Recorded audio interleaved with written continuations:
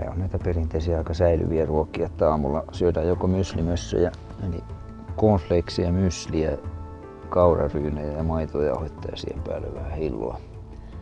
Ja tietysti vettä siihen jatkeeksi, että se maitojauhe toteutuu maidoksi. Tai sitten keittää puuroa. Ja päivällä ne on näitä makaronimössöjä tai perunamössöjä keittoja tai riisimössöjä. Vanhimmat tuotteet on reilusti parasta ennen Kristusta. Joo. Joskus isän kanssa löydettiin vaarin vanhoja hirvenlihoja, jotka oli kans niinku ainakin 25 vuotta vanhoja. Joo. No kyllä me niitä syötiin ja ei niistä mitään vatsanpurruja tullut. Että... Ei ne kaikki mene miksikään, mutta on semmosia, mä muistan kerran mä avasin jonkun semmosen katkarapupurkin, joka oli venäläisiä katkarappuja. Se oli vielä yksi vanha kullahuhtoja tuttavani jättänyt mulle ilmeisesti se ei ollut itse saanut sitä syötyä, kun se vaikutti niin epäilyttävältä.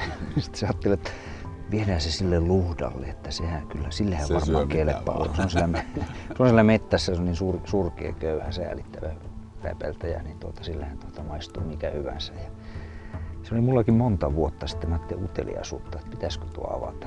Mä avasin sen, niin siinä oli varmaan kehtöpäivä mennyt jo parikymmentä vuotta sitten. Ja, ui helvetti, se oli niin kuin hapankaalia olisi avannut, tai mikä se oli, se suursilliä. Sitä hapasilliä olisi avannut, niin ei luhdanpoikakaan syönyt sitä. Ei sitä syönyt, kuukkelikaan.